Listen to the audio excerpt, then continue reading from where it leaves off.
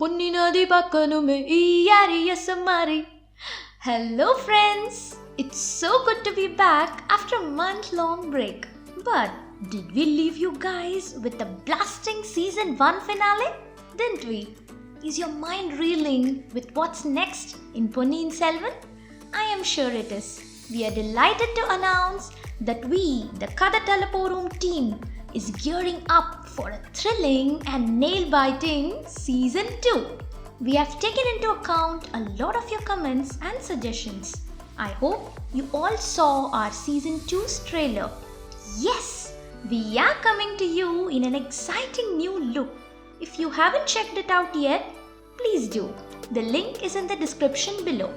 But before we begin with the next season, let us quickly recap Season 1, key points, the key characters and the key plots. And since it's a quick recap, we cannot get in detail every backstory. So every time you hear this gong,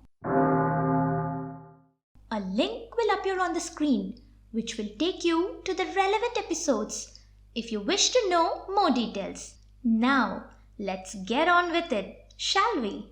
Ponniyin Selvan is an intrinsic novel by Kalki. His story begins in the banks of the Viranam river, where our beloved protagonist Vandiyadevan is riding towards Tanjore to deliver 2 letters from his dear friend and prince Aditya to his father King Sundara Cholar and his sister Princess Kundavai.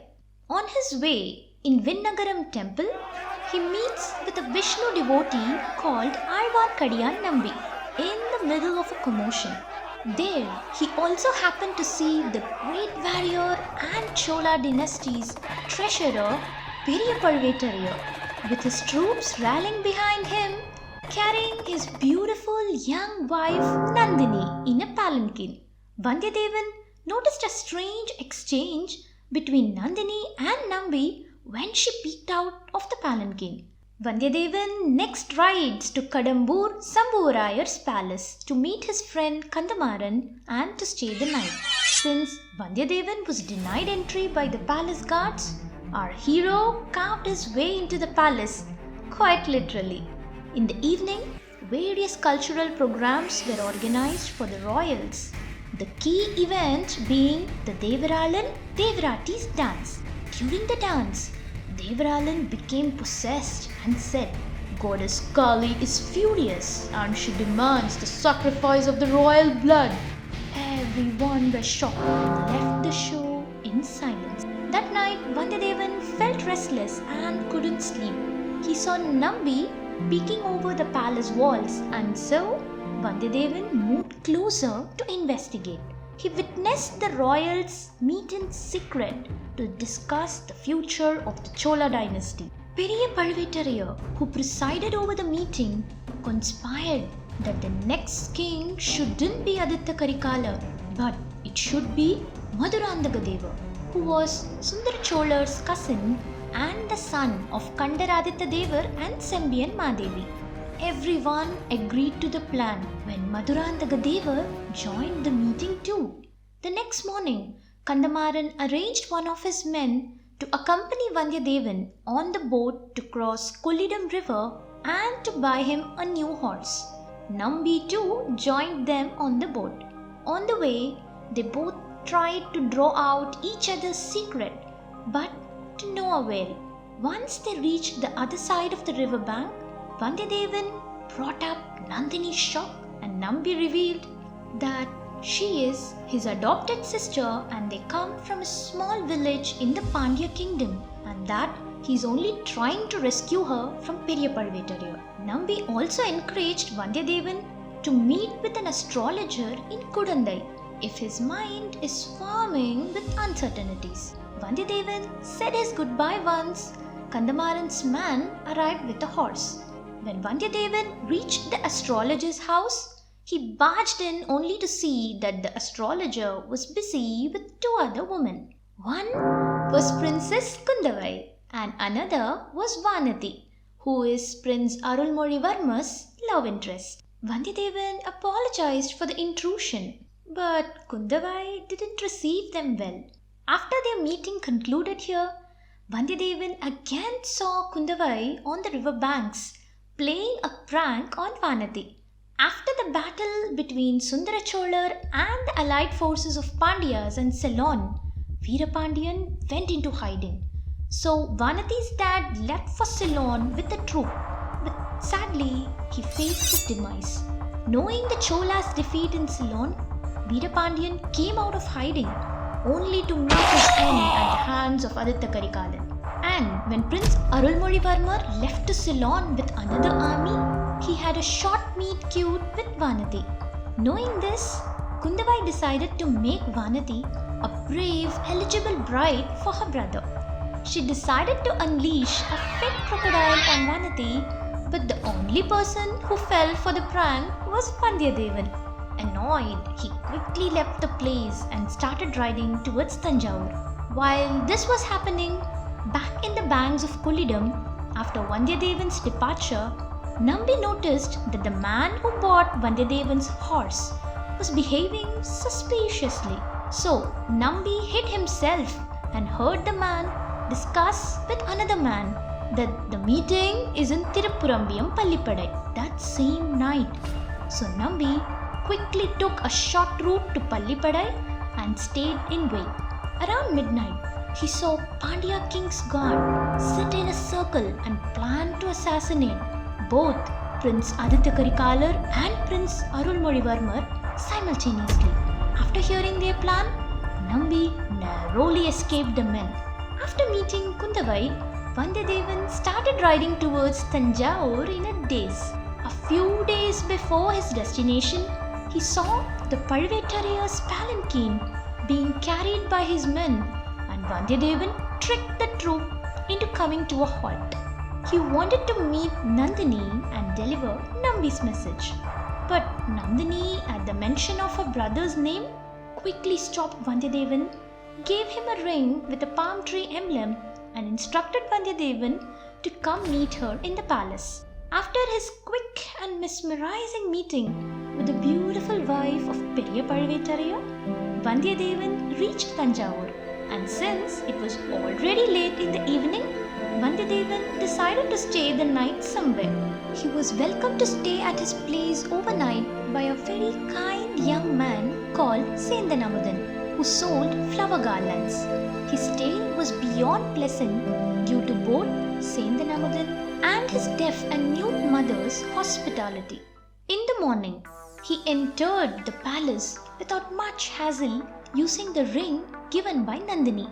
He tried to meet with the king Sundara Cholar but was stopped and questioned by Chinna Pazhavettaraiyar. Vandiyadevan informed that he has a letter for the king from Aditya Karikalar, and he lied that he has to hand it himself on the orders of Periya Pazhavettaraiyar. He presented the ring as proof, and that was convincing enough for Chinna Pazhavettaraiyar. He let Vandiyadevan meet the king, and Vandiyadevan delivered the letter. The letter was just Aditya Karikalan's invite to visit the palace in Kanchipuram. But the real message was sent through Vandiyadevan. He walked closer to the king and murmured, "Danger, danger." But before he could finish the message, Chinna Pazhavettaraiyar entered the room, heard those words. Although Vandiyadevan managed to distract the facts, Chinna Pazhavettaraiyar got suspicious. He insisted Vandiyadevan to stay in his palace and ordered his guards to watch him closely. Chinna Pazhavettaraiyar also found the other letter addressed to Kundavai, but Vandiyadevan pried it back from him and gave the slip to his guards in his style. Vandiyadevan escaped into the woods and lost his way. He was met with a huge palace wall. So he decided to rest for some time, but was woke up by a woman calling him from the top of the wall. She aided him with a ladder, clearly confusing him for someone else. Vandiyadevan followed the maid, who took him directly into Periya Pazhavettaraiyar's wife, Nandini's chambers. Although she was expecting someone else, she acted glad and started seducing him into doing her bidding. But Vandiyadevan wouldn't commit. An interruption announced the arrival of Pazhavettaraiyar at the gates. She asked Vandiyadevan to hide, promising that she will aid to smuggle him out of the palace. Vandiyadevan could see another man dressed like a sorcerer arrive to meet with Nandini. The sorcerer was Pandya king's guard, Ravidasa, who was planning the assassination of the Chola princess. He was angry with Nandini for forgetting their meeting and reminded of the time when they spared her life, even though she failed to save Veerapandiya's life like she was supposed to. They would have thrown her into the pyre if not for Nandini's promise to bring down the Cholas. She promised she had far more pressing reasons and means to extract vengeance. True to her words, she strategically seduced and married the most influential man of the Chola dynasty.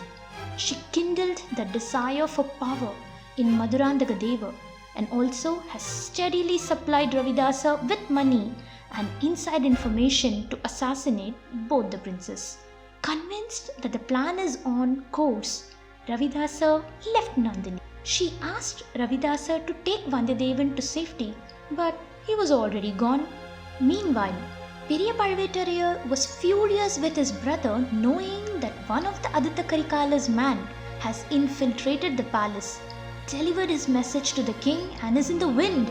But Chinna Palvetariya wouldn't take any of his brother's criticisms, as it was all Periya Palvetariya's dear wife's fault. This made the Periya Palvetariya furious, but it also made sense as there was no other way Vandiyadevan could have got the palm tree ring from anybody else but her. Enraged, he walked towards Nandini's chamber, but Nandini knew exactly how to sidetrack him. She pretended to have missed him in the last 4 days of his absence, and that is all. The man got completely bowled over. He started reminiscing about the night she came to him for help in the forest and his good fortunes ever since. Nandini then revealed the greatest fortune that he can bring her by becoming the king of Chola dynasty. Periya Palvetariya was completely shook, but what wouldn't he do for Nandini? During this romance, where was Vandiyadevan? After Nandini made him hide, he didn't want to remain in the debt to a conniving woman like Nandini. So he did not wait for help. Next to the place he was hiding was the Chola dynasty's treasury vault. And to his good luck, it was open. He entered the building and started exploring in the dark. He couldn't figure the way out of there. Vandiyadevan saw 3 men walk towards him from the far end of the building with a fiery torch. It was Palvetariya's guard, Madhurandagadeva and Kandamaran. Vandiyadevan decided to wait for them to return and follow them out. While waiting, he saw Nandini and Periya Palvetariya instruct something to the guard. Vandiyadevan started following them out of the building. Soon enough, he saw the guard removing a knife from his waist belt and attack Kandamaran from behind. But Vandiyadevan intervened to save Kandamaran from further injuries. He tied the guard up, lifted Kandamaran onto his shoulders and ran. He figured out a way to cross the moat, and when he did, Kandamaran briefly gained consciousness. But it became quickly clear to Vandiyadevan that his friend wrongly assumed that Vandiyadevan was the one who stabbed him in the back. Before he could clear the misunderstanding, Kandamaran slipped back into unconsciousness. Cursing his friend's gullibility, Vandiyadevan carried him to Seindhan Amudan's house. Seindhan Amudan's garden was completely wrecked by the Palvetariya men who had already been there looking for Vandiyadevan. He went through the back door and quietly requested Seindhan Amudan's help to save his friend. Together, they left Kandamaran in Seindhan Amudan's mother's care and they escaped in a horse, quite loudly for the men to follow them. While the men followed Seindhan Amudan riding the horse, Vandiyadevan jumped in the river in the dark. When he escaped into the forest and settled in an abandoned traveller's hall, Ravidasa was in pursuit. A wrestling match ensued and Vandiyadevan trapped Ravidasar under a crumbing wall and escaped out from there. With that ended the night for Vandiyadevan in Tanjore, and the next morning was born with Nambi in Palayarai on Krishna Jayanti. Nambi promptly made appointments with Madurandagadeva's mother, Sembiyan Madevi, and Princess Kundavai to report the relevant stories that he learned on his recent journey. When he went to meet Sembiyan Madevi, he informed of the meeting he witnessed in Kanchipuram, where Aditya Karikalan's grandfather Malayaman hinted that there is a conspiracy going on to bring down the empire, and Aditya Karikala suspects the involvement of the Prime Minister Aniruddha Brahmarayar and Sembiyan Madevi herself. He also elaborated the Kadambur secret meeting. She was quite distraught hearing that Aditya Karikala doubts her while her son Madurandagadeva was colluding with the Pazhavittariyars. Next, Nambi was on his way to meet with Princess Kundavai, and he saw a street play. In it, an actor who sounded familiar to Nambi was playing the role of Kamsan, and he provoked Nambi. But before Nambi could react, a street announcement interrupted them saying a spy is at large and is most wanted by the Pazhavittariyars. When Nambi reached Kundavai's chambers, he could see that she was worried about Vandiyadevan's safety and whereabouts, as he was currently the Pazhavittariyars' #1 targets. Nambi repeated some of the stories to her and left promptly to visit his brother. At his brother's house, his brother was acting in a strange manner, so as usual, Nambi followed his brother and saw him aid Vandiyadevan meet Kundavai. They both felt quite hypnotized by each other, but they shook off the feelings and got right into business. Vandiyadevan reiterated the obstacles of his journey and presented her brother's letter. She quickly gave it a read and came up with a new plan. The plan was to take a letter from Kundavai to Arulmozhivarmar in Ceylon and bring him back to safety. From here, Vandiyadevan's new mission begins. The story then travels through ECR and reaches Mahabalipuram. Aditya Karikalan, his grandfather Malayaman, and his friend Parthibendra Pallavarayan were watching over the loading of food and supplies to Arulmozhivarma's army in Ceylon. His grandfather warned his grandson to act with caution when it comes to dealing with the Pazhavittariyars, as he caught wind that they are plotting against him using Madurandaga. He also advised that in these fickle times, it's better if Arulmozhivarma is back here at safety. So, Parthibendra Pallavarayan volunteered to go and personally fetch Arulmozhivarma in the morning. Malayaman expressed that ever since Periya Pazhavittariyar married his young wife, things have been going sideways for the Cholas, and this made Aditya Karikalan grind his teeth, which his friend noticed. So once Grandpa Malayaman left the conversation, Parthibendran asked his friend what the reason is behind Aditya Karikalan's anger anytime he hears Nandini's name, and under strictest confidence, Aditya Karikalan narrated his story to his friend. When Aditya Karikalan was 12, he met Nandini for the first time. She was a gorgeous little girl with wide eyes who was visiting Isana Sivabhattar's house from Madurai. They were introduced by his grandmother Sembiyan Madevi. Although Aditya Karikalan liked Nandini from the first sight, they didn't get much time to get to know each other then. Soon, Aditya Karikalan left to fight the battle between Cholas and the united forces of Pandiyas and Ceylon. The Cholas won a huge victory in Madurai, and by the time he returned to Palayarai, several years have passed. Nandini and Kundavai were all grown up. Nandini was a beautiful young woman, and Aditya Karikalan started courting her. But this bothered Kundavai and Sembiyan Madevi. They warned him that people from the royal family shouldn't marry a commoner. Soon after Nandini went back to Madurai, Aditya Karikalan was heartbroken, but he had to leave to the north to deal with the troubles from Rashtrakudas, where he met Parthibendra Pallavarayan and became quick friends. Meanwhile, news from Ceylon reached them, and unfortunately, due to the bad weather in the sea, half the force is demised and the rest were defeated by the Ceylon forces by the time they landed. Kodumbalur Siriya Velalar died in the same battle. Hearing this news, King Veerapandiyan, who was in hiding, came back and took back the throne in Madurai. Aditya Karikalan immediately gathered all his forces and went to Madurai to capture the throne again. While they were tracking, he came across Nandini in a small house on the banks of Vaigai river. She was clad in saffron and claimed that she is a Vishnu devotee now and going to marry Lord Vishnu, just like Andal did. Saddened, Aditya Karikalan decided that after finishing the war, he would request his father's permission to marry Nandini as his reward for winning the war.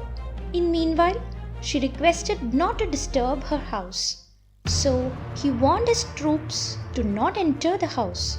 Soon they found a troop of Pandya king's guard transporting a palanquin to safety.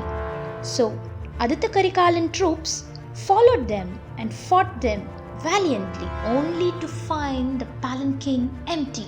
The hunt began once more.